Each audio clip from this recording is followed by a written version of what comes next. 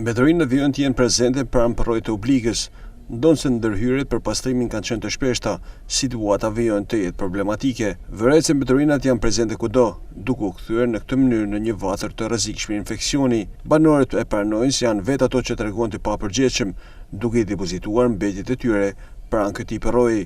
Ato shprehen se duhet të aplikohen gjoba për të gjithë që shkelin ligjin dhe ndotin ambientin. Na hedhim. Këto i bim te kazani, hedhim tokë, ku janë. Vinë fakti pastrojnë. Ata e marrin kazanët të gjithë, po ata s'kan ku me quhet. O do digjen, o do i hedhin ito. Si do zgjidhet ky problem, vetëm se me gjoba, së ndrysh. Unë nuk shoh rrugë tjetër. Ndërsa shqetësim për banorët është dhe ujë i pijshëm dhe shkarkimet e ujërave të zeza.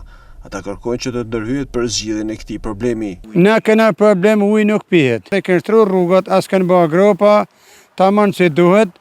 As tuba ku jetojnë katë parë, me tuba, me kanalizim, qarkullim, me kalu ku duhet, edhe ujë, me po unë e blej i tu se nuk pihet. Vetëm pak kohë më parë, bloku i pallater në fshatin Oblik të njësisë Anamalit ju nështrua një rekonstruksionit të plot, por problematikat duket se janë rikthyer sërish.